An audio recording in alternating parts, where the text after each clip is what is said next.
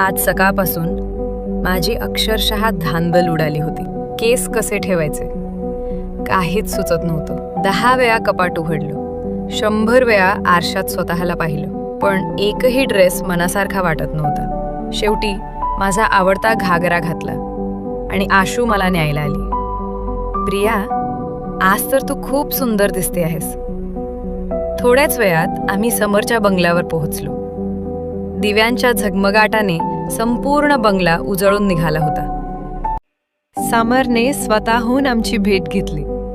आम्हाला काय हवं काय नको याचीही चौकशी केली. खरंच तो खूप केअरिंग होता.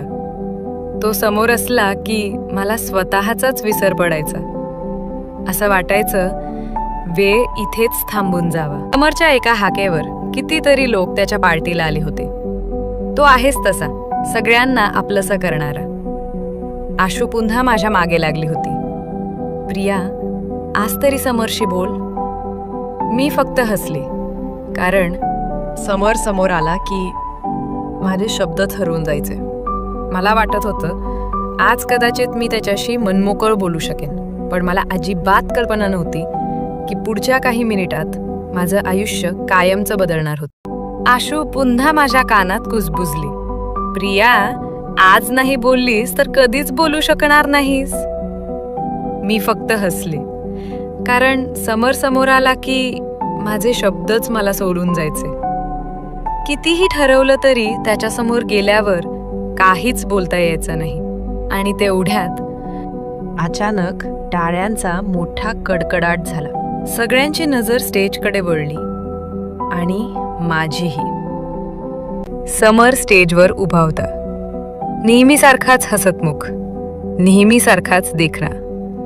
पण आज त्याच्या चेहऱ्यावर एक वेगळंच हसू होतं. त्याच्या शेजारी निधी मेहता उभी होती. संपूर्ण संध्याकाळभर ती त्याच्या सोबतच होती.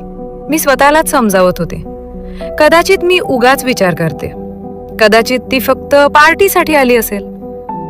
पण पुढच्या क्षणी माझ्या पायाखालची जमीनच सरकली. समरने निधीचा हात हातात घेतला आणि सगळ्यांसमोर तिला अंगठी घातली.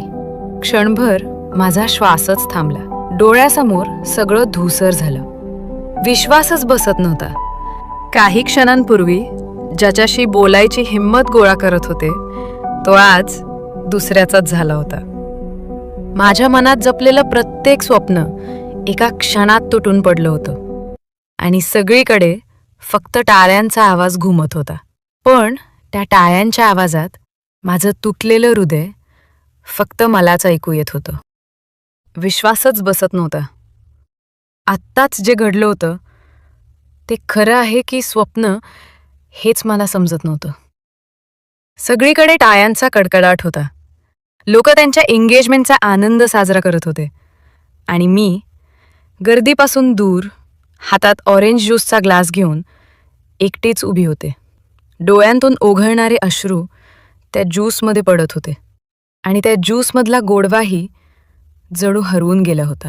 काय झालं, हे कसं झालं, काहीच समजत नव्हतं. इतक्यात आशू मला शोधत शोधत तिथे आली. ती माझ्या शेजारी येऊन उभी राहिली. आम्ही दोघीही शांत होतो. आशू म्हणत होती, प्रिया, असं एकटी राहून काय होणार? चल, समरला शुभेच्छा दे त्याच्या भावी आयुष्यासाठी. मी मात्र काहीच बोलू शकत नव्हते, कारण काही स्वप्न अशी असतात जी पूर्ण होण्याआधीच तुटून जातात आणि त्या तुटलेल्या स्वप्नांचे तुकडे आयुष्यभर मनात रुतून राहतात.